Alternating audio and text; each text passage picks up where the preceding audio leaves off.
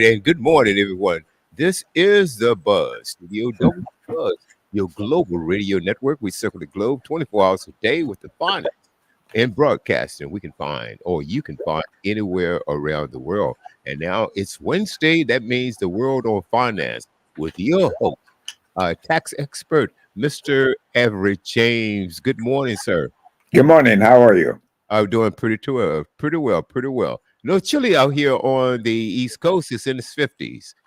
Yes, that's the same situation on the West Coast in California. You mean the West Coast, Southern California in its 50s? Yes, I know. That's really something, isn't it? That's unusual. That's unusual. I'm used to uh, back on the West Coast. I remember Christmas time. There was one Christmas day several years ago. It was 90 degrees. Yes, that's true.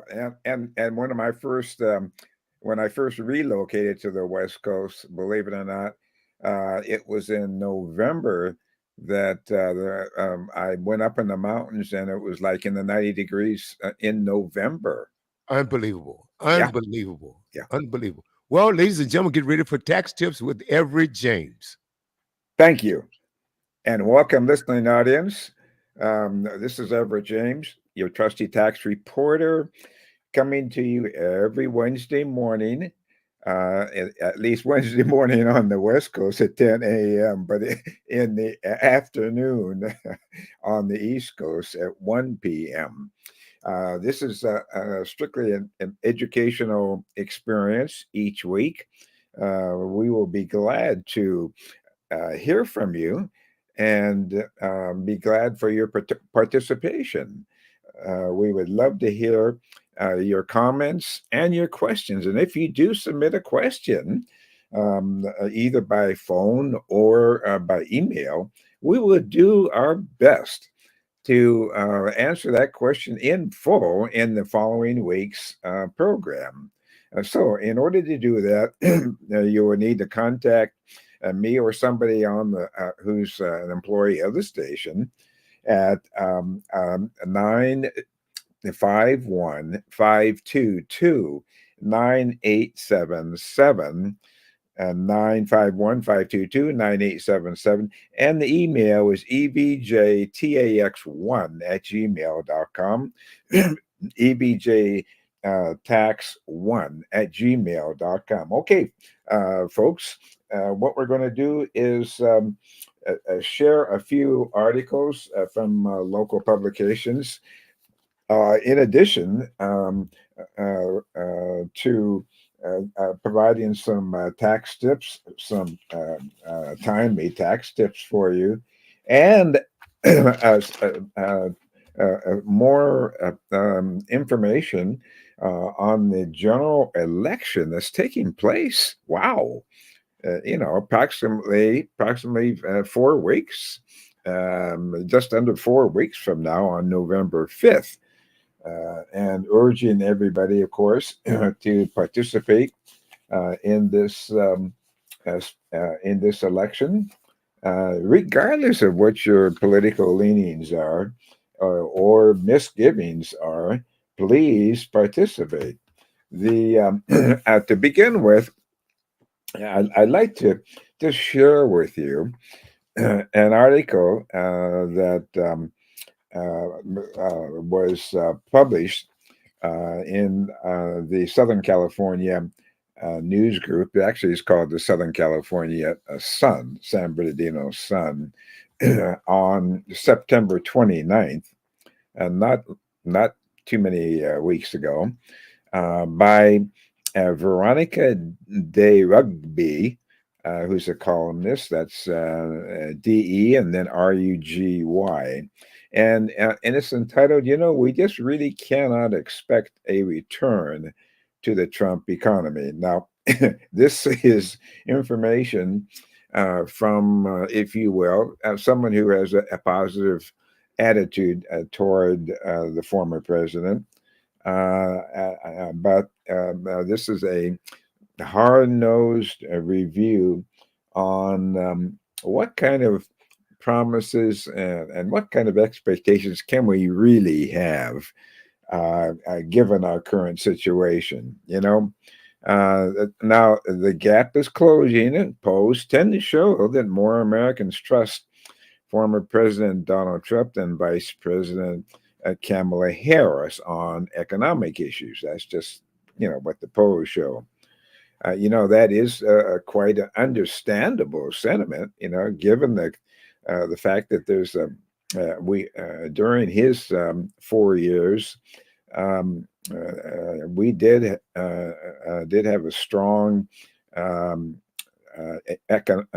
economy during Trump's first term.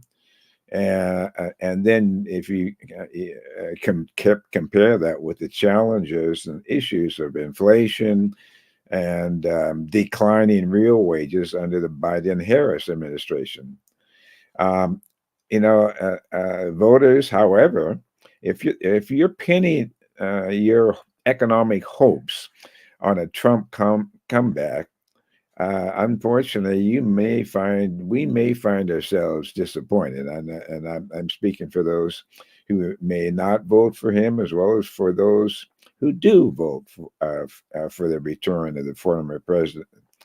There's no denying that the Trump economy, was spectacular, and that was the economy before COVID-19. We had low unemployment. We had strong GDP growth. We had a booming stock market. Those are all hallmarks of his presidency. In contrast, of course, the Biden-Harris years have been marked by a lot of um, decimation and the destruction of American families' purchasing power, inflation, in other words. And you add this to voter skepticism about a Harris economy, and that's because of the vice president's apparent lack of a pro-growth vision. She's flip-flopped a lot of times, unarguably, and often has restricted her talks with the press. It's really tough to know what she really believes about critical economic matters, for example, healthcare and fracking. And when Harris has been given specifics, they've tended to be really quite awful. Now that includes her anti-price gouging idea. She's repeated that a lot of times. She's also expressed her desire to hike corporate and capital gains taxes.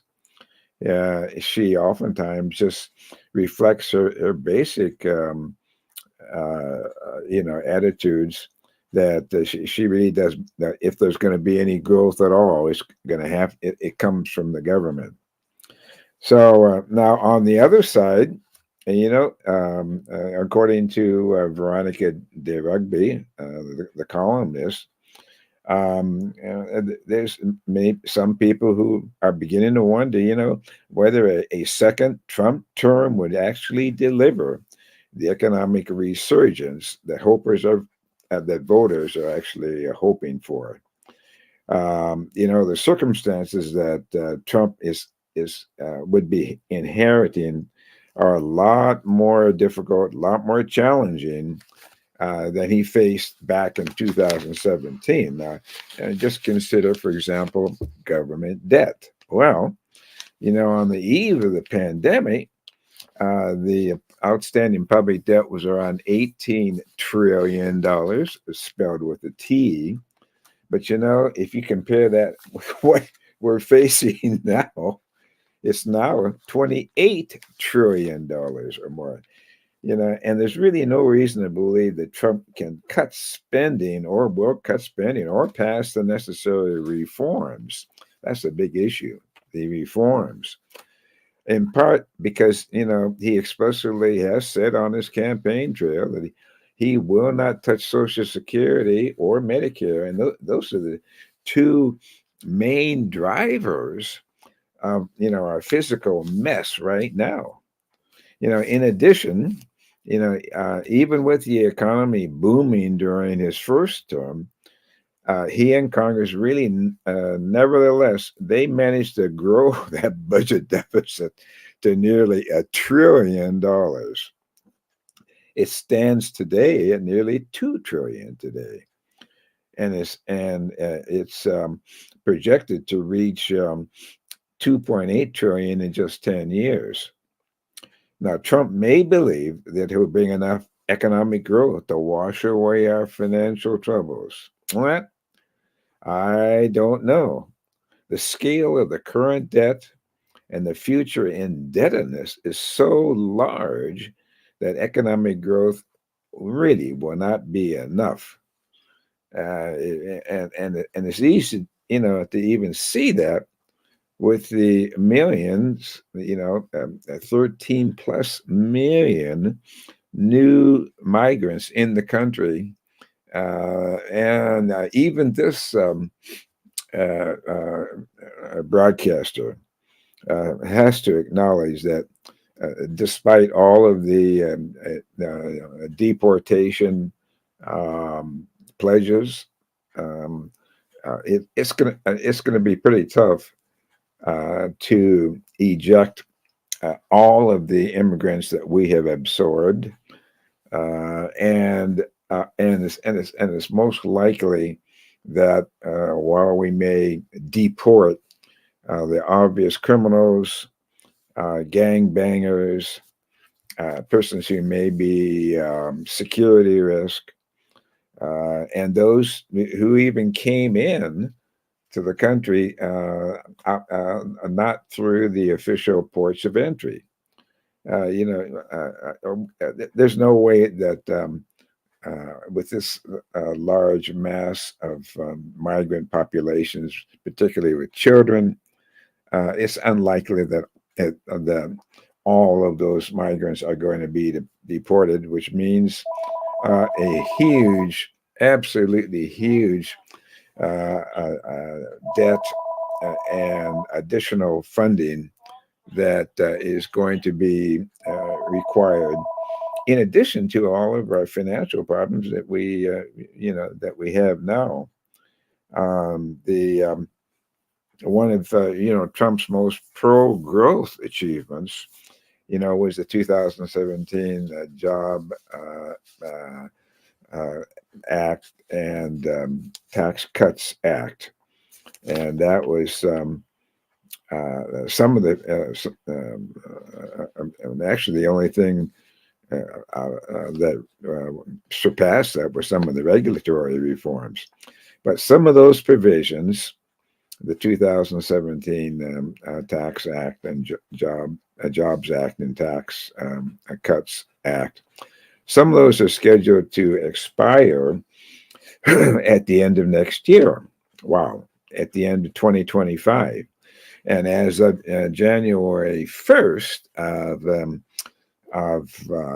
2026, unless those cuts, tax cuts that were passed back in 2007 and the end of 2017, unless those provisions are extended, legislatively at the national level, all of the provisions that they covered are just simply going to revert to what was current and legal back in 2017 before the act was even passed. Some of those provisions are going to expire. Congress will probably next, during 2025, they'll probably wind up making those extensions worse than the original law. And Democrats are pushing hard to raise the child tax credits and other counterproductive tax breaks. And then with a deficit so high, now there's going to be a simultaneous pressure to raise taxes in a lot of anti-growth ways. With a willing Congress, Trump might manage to further lower taxes on corporate income and the lower taxes on capital gains. But cutting taxes is truly going to be unsustainable without cutting spending. Now that's the issue. That's the issue. How are they, how much will is there to actually cut the spending? And unfortunately, the former president has made this whole situation even more um, daunting and more dangerous. He's even promised to lift that limitation on state and local tax deductions that folks deduct on their Schedule A, particularly folks who live in high income areas such as New York, Connecticut, California, New Jersey. And then he's also come out with the promise to exempt tax income, and and exempting overtime pay, and even exempting taxation on Social Security benefits. That amounts to trillions of dollars. Um, the Now Trump could achieve lots of growth with a rigorous deregulation program, but that's a serious political challenge that requires a lot of discipline and a team that he just may not have. So other Trump proposals might be destructive. He feels strongly that he'd have better instincts, which many people agree that may be the case. After all, that has been his specialty, is building, building his real estate industry. But the bad news is that, in addition, if he decides as president that he's the one who should control monetary policy, he might be further polarizing what should be an important methodical job, meaning serious trouble in the long run. More bad news is Trump has just announced his desire to cap interest rates on credit card debt. Ugh. Price controls, proposed by Republicans, you might say, are just as destructive as those proposed by Democrats.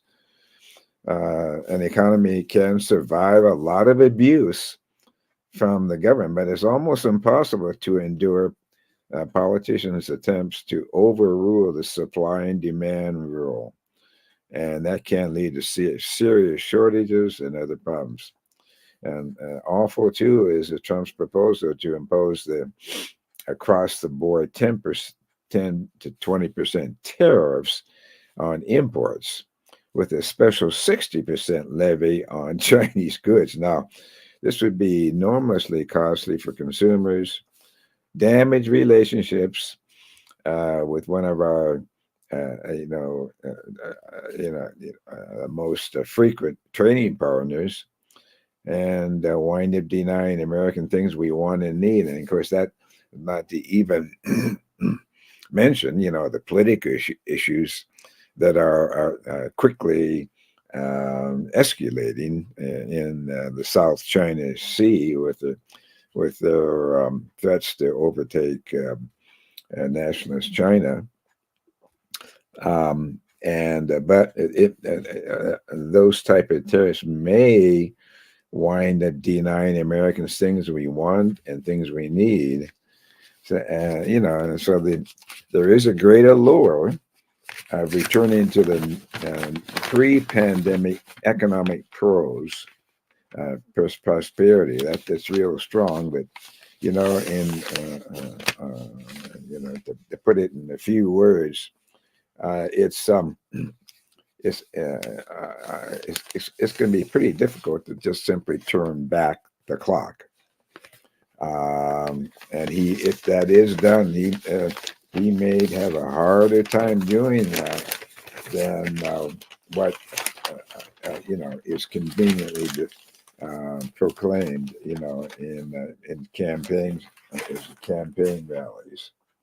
So, folks, the with election day, as I mentioned, about a month away. Wow. What are what are some of the tax plans, of Kamala Harris and Donald Trump? Well, here's some questions that have been we have received. The first question is, well, we're in the midst. We have one from a person who's in the midst of starting a small business. Well, will Harris's proposal for startups, will they help me? Well, she has talked a lot about startup assistance. Expenses in the startup phase at the current time really are not deductible right away. So, I mean, granted, you have a startup phase of a small business, but unless you're actually in business and can prove that you're actually doing business, you can't write those startup expenses off.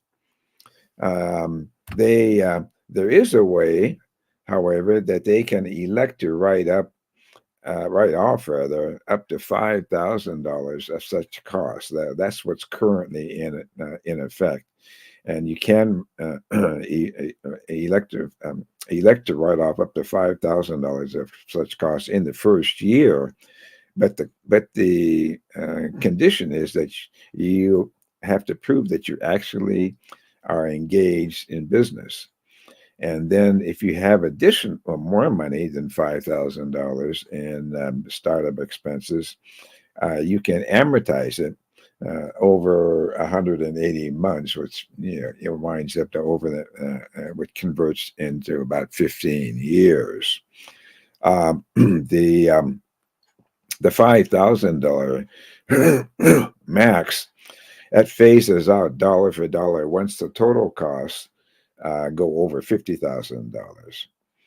So and Harris really wants to increase that first year startup deduction to $50,000. Wow! So that would be kicking up from the current $5,000 to $50,000.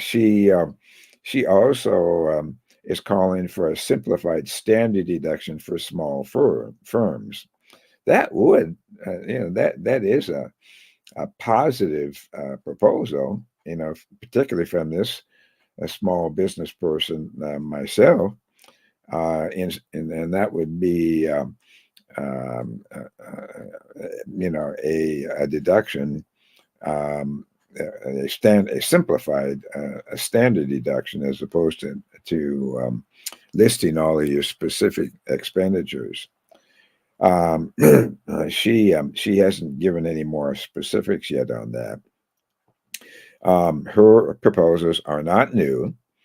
While she was running for president in 2016, this is Harris, or not Harris rather, but Hillary Clinton. Clinton wanted to raise the deduction for startup costs to $40,000. And she also backed the standard deduction for small businesses to take on their return. So this emphasis on the startup expenses is not something that is totally new. Okay, question number 2. Where do Trump and Harris stand on the $10,000 SALT deduction cap? That's the state and local income tax deduction that for payment of property taxes. Yes, on the Schedule A, the taxpayers who can itemize and do itemize on Schedule A can deduct state and local taxes that they pay, but as of the 2017 Tax Job Act and that was passed in 2017, there was a $10,000 limitation placed on that deduction. Now, after 2025, after this next year, unless Congress acts, itemizers would again be able to write off state and local income taxes, and as they generally could prior to 2018. So if they don't do anything about that, about extending that arrangement, the law just reverts to what was allowable before the legislation. And of course, that would, if nothing is done, then the wealthier states in the country would be celebrating because they could write off all of their property taxes, further endangering and further increasing our overall debt. So that's going to be closely watched. This tax reporter will certainly keep you up to date on that itemization deduction. Trump has floated, has at least hinted about just axing that limitation entirely, but we really don't know how serious he is about this. Given that the 10,000 limit was enacted in his 2017 Tax Cuts and Jobs Act. A lot of his economic policy advisors are really opposed to any increase in that $10,000 figure, and are instead they're hoping he'll lower that cap or eliminate the SALT deduction, the state and local income tax deduction altogether, which of course, is bad news for the tax preparer. I mean, the tax payer. But it cuts, if that is done, that's going to cut back on the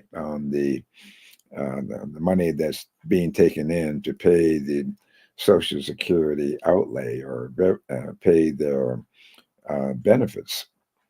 So another question that has come in is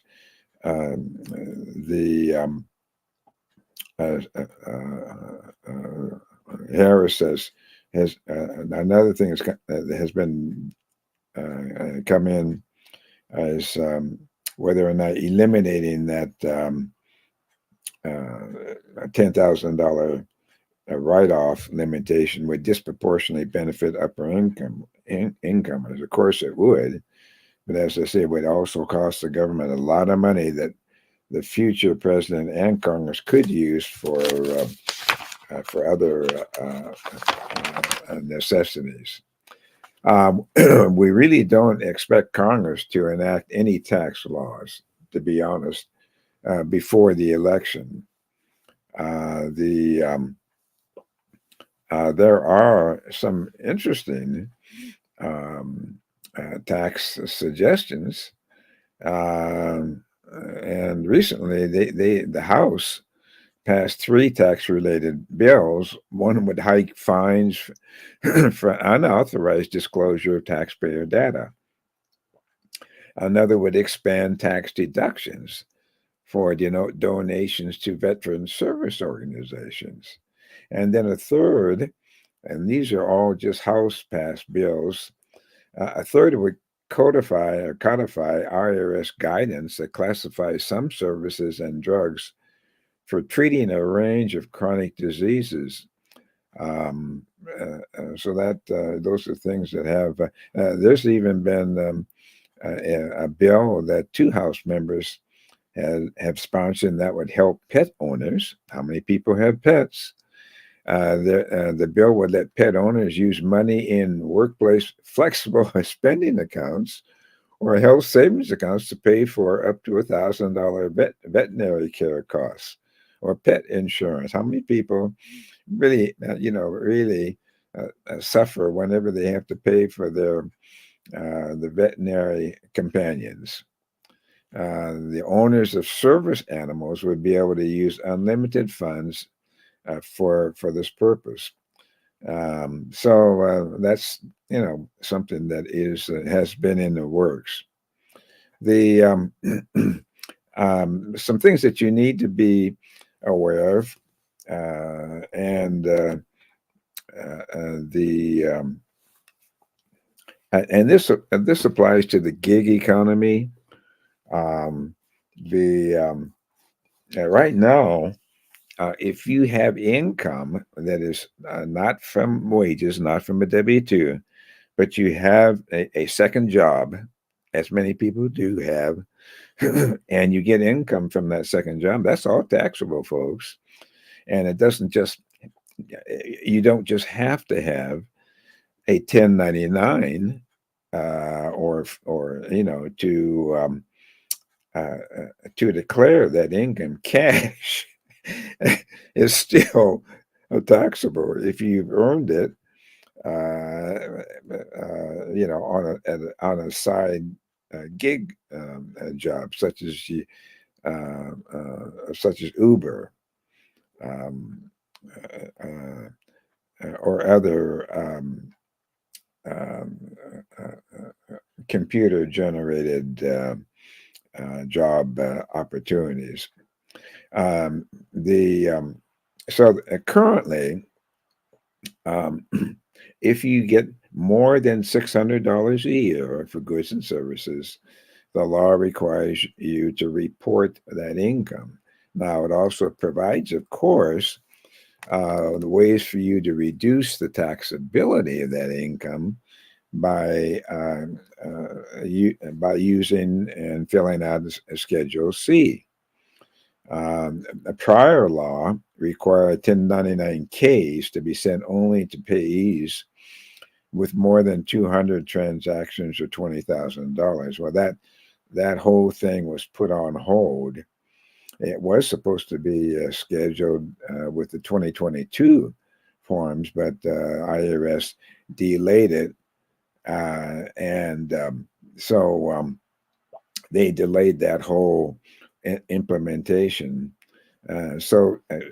Currently, it's still the threshold for the gig income still stands at $600, and there have been rumors, not rumors, but also reports that IRS may be mandating that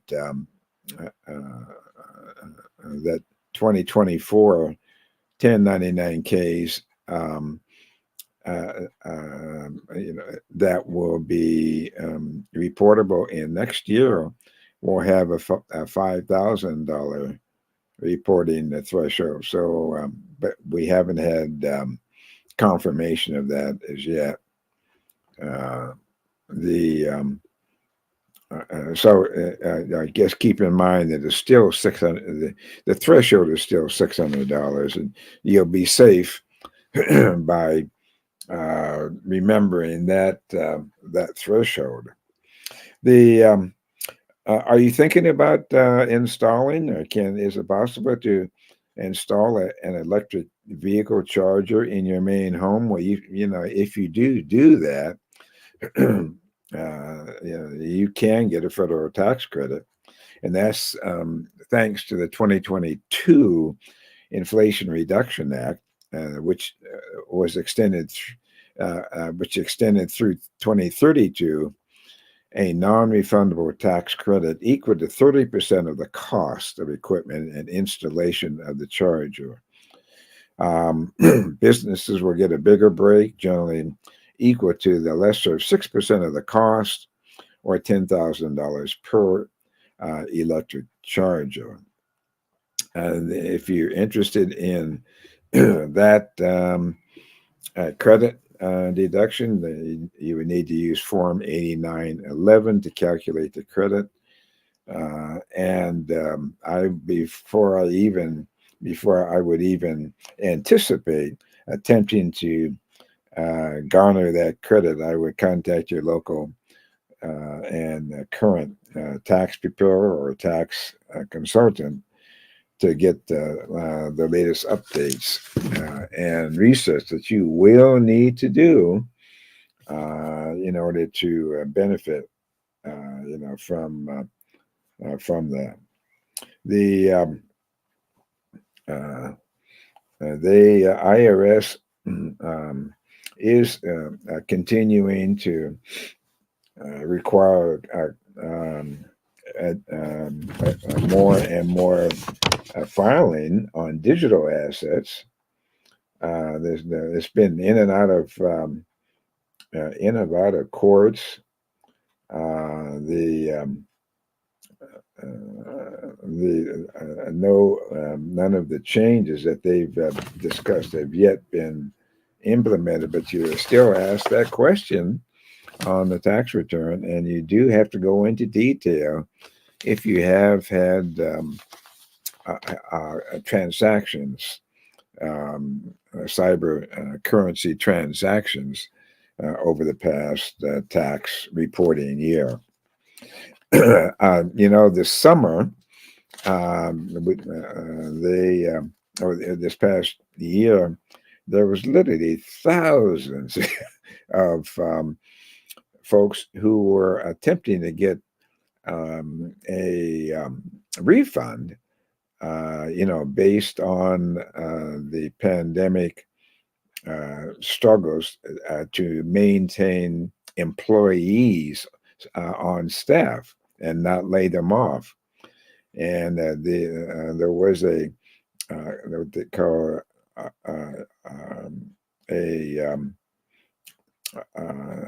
a special tax break called the Employee Retention Credit, ERC, that was seized upon by thousands and thousands of employers. And halfway through that process, IRS discovered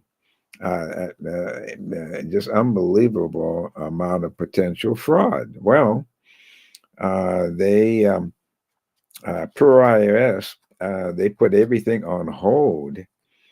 That employee retention credit, that was during COVID. It's a COVID-19 related payroll tax break, and it was designed for eligible businesses whose operations were fully or partly halted, or whose gross income fell significantly during the height of the pandemic.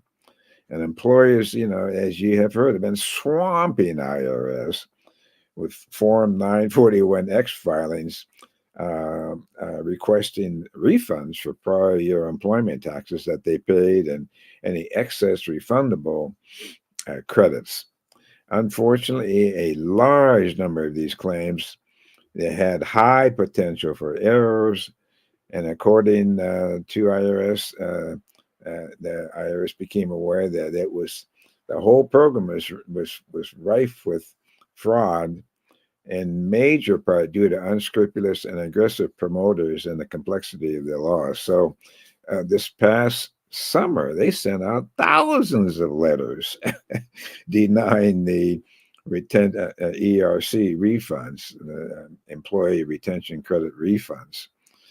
And that was based on IRS evaluations that had a high risk of error, as IRS would say.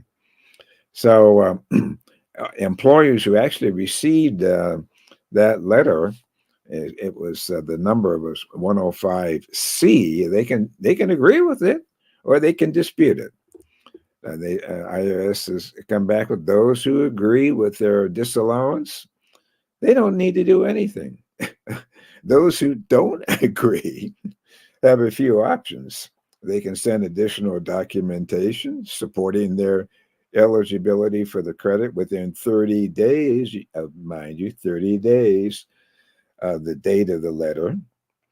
They can appeal to the IRS Independent Office of Appeals within 2 years of the letter, or they can file a lawsuit with the U.S. District Court or the Court of Federal Claims. Good luck there. But again, so they'd have to do that within 2 years of the date shown on that letter 105C. Be sure to check with your tax advisor if you are in that group of taxpayers who did apply. Okay, folks, since we are so close to a major election, actually a historic election when you come right down to it, I did promise you that we would pick up the presentation of what some of the recommendations might be on the propositions. You know, they had 10 propositions, at least, and this applies to California, not to other states. And I might say that for folks who are listening to this broadcast, please keep your ears open wide to recognize that a lot of the propositions that I'm going to be speaking to over the next few minutes are duplicated by similar propositions in your states, even though you're not in California. But there's of the 10 propositions, many of the taxpayer protection groups have decided that those 10, there were 4 of them deserved a yes approval vote, and 6 of them deserved a bombastic no opposition vote. And so what we can do, what I'd like to do with the remaining few minutes in the program is to take a quick look. So the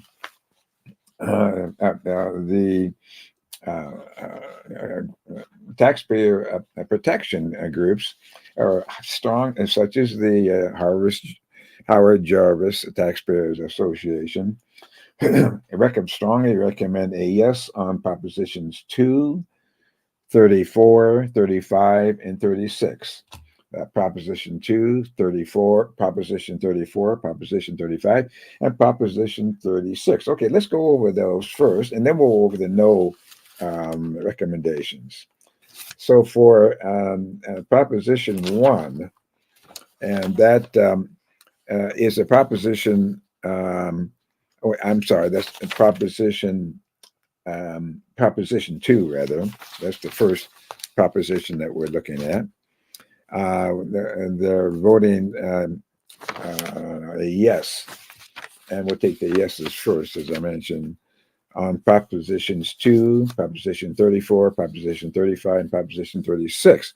And what is Proposition proposing? Is proposing to is primarily applying to public schools and community colleges throughout California, and it's actually requesting that money be set aside through bonds, of course, to make needed repairs and upgrades to meet basic health and safety standards. A lot of schools in California are deteriorating, unsafe.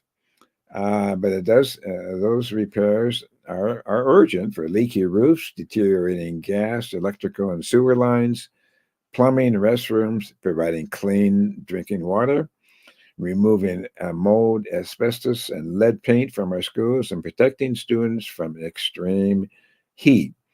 Also, making the schools safer because the schools actually lack adequate safety and security protections, such as poor door locks, emergency communications, and security systems, fire alarms, smoke detectors, and more. Okay. Okay. So the next um, proposition that we're looking at for a yes vote is Proposition 34. And Proposition 34 is for cutting the cost of prescription drugs for Medi-Cal patients by permanently authorizing the state of California to negotiate lower Medi-Cal prescription drug costs. And that does, Proposition 34 does stand to save taxpayers millions of dollars by requiring the greediest healthcare corporations to spend at least 98% of the taxpayer funds they receive through the drug discount program in California on directly treating patients. And it does stop some financial abuse of the drug discount program. That's okay. So the next yes is Proposition 35. And the Proposition 35 is a yes. But that provides dedicated funding to improve the health care without raising taxes and expanding care at the primary level, and especially providing additional care at the community health clinic, hospital, and emergency rooms.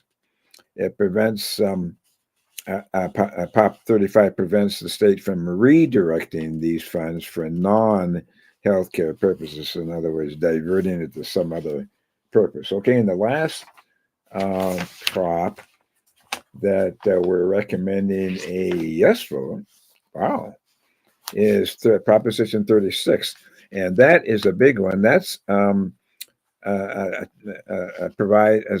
allows legislature provides funding for tougher laws to make our communities safer and hold repeat criminals accountable. As we know in California, and I'm sure it's happening in your states also, the states are suffering from an explosion in crime and trafficking of deadly hard drugs like fentanyl. It will tend to fix the mess our politicians have ignored for far too long. It's a balanced approach that corrects loopholes in the state laws that criminals exploit to avoid accountability for fentanyl trafficking and repeat retail theft. A yes on Prop 36 means tougher laws to stop smash and grab thefts. As you know, this explosion in retail theft has caused stores across California and across the country, really, to raise prices, lock up items, close their doors. Prop 36 increases penalties for smash and grab crimes when 3 or more people act together to commit theft. It also allows prosecutors to file felony charges if the defendant has 2 or more prior theft convictions. Under current law, thieves can get away with the equivalent of a traffic ticket if the value of the item stolen in one instance is $950 or less. That means that someone can steal an unlimited amount so long as each individual crime is not over $950, and they will likely avoid jail time and even arrest. So those are the propositions that we're strongly recommending a yes on. Okay, so we're recommending a no on 6 of those propositions, a no on Proposition 3, Proposition 4, Proposition 5, Proposition 6, Proposition 32, and Proposition 33.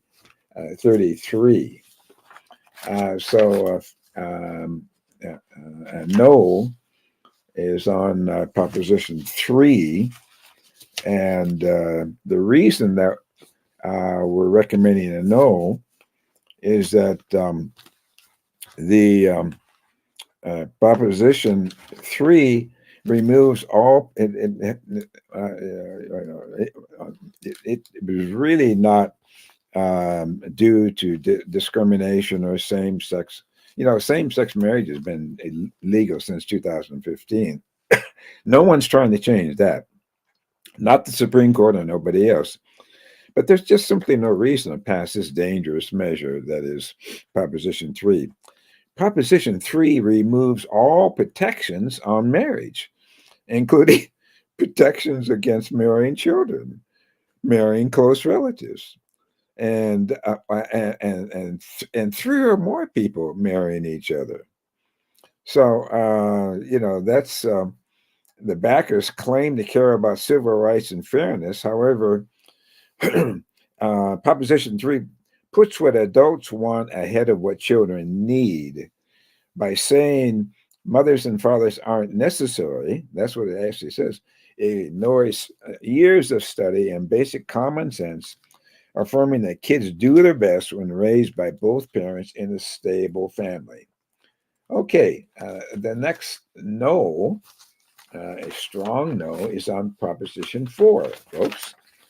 And Proposition 4, we're, recommending a no again on that. And that's because Proposition 4 is supposed to clean up and protect our drinking water, prevent wildfires. Well, despite politicians' frequent promises for accountability, since 2000, California voters have approved over $30 billion in resource bonds with little to show for it, after years of refusing to prioritize spending on forest management and basically clearing away a lot of brush. After all that, we're suffering the aftermath of wildfires that could have been prevented, or at least that could have been minimized. And then after years of refusing to invest in water storage, we're facing water supply instability. What about, following the example of Israel, desalinization? They haven't done anything as far as creating additional supplies through desalinization. With this we have one of the longest coastlines, water coastlines in the country. Okay, so that's we're also recommending no on Proposition 5. Proposition 5 gives voters more control over funding for affordable housing and infrastructure. The reason that we're recommending a no is politicians claim they need Prop 5 to make it easier to pass bonds.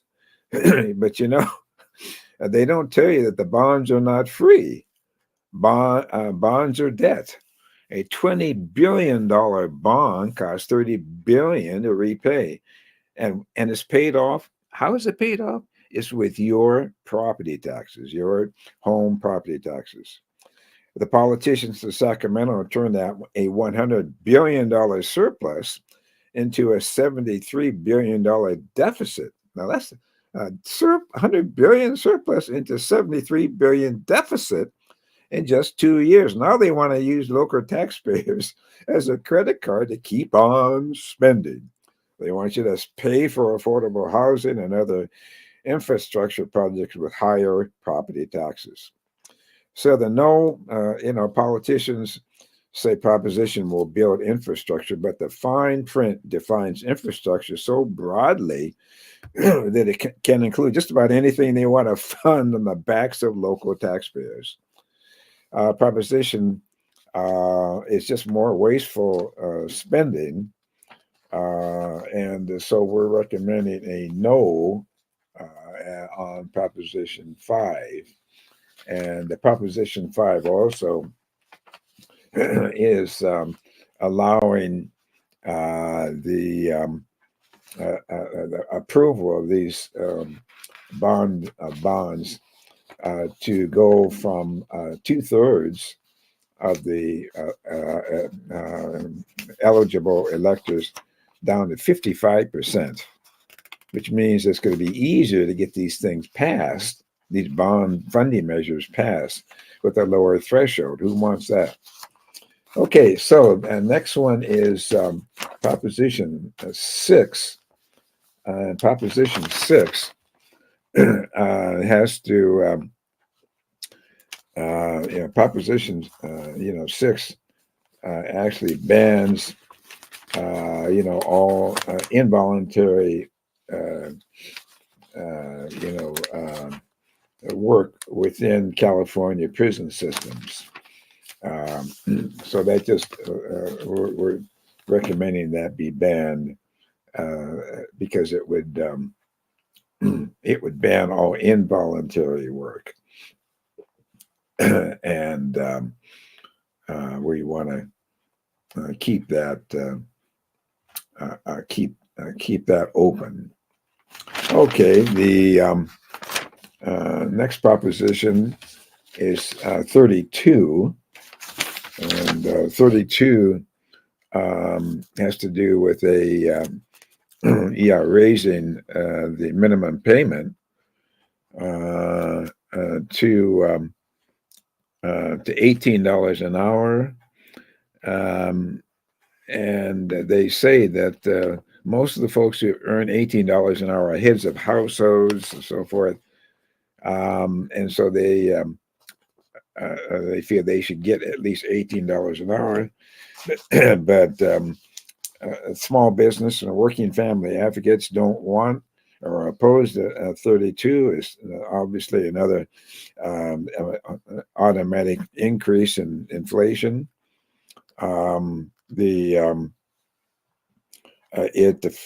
Proposition 32, in addition, would force small businesses to increase prices, add to the inflationary rate, raise the cost of living in California even more. It would raise the cost for state and local governments by billions, meaning they'll cut vital services and raise taxes. Prop 32 also costs jobs. Greatest impact would be on teens, folks who are, just getting out of high school or maybe in their senior year in high school, and people of color who are trying to get a career started with entry-level jobs. There'll be many, many fewer.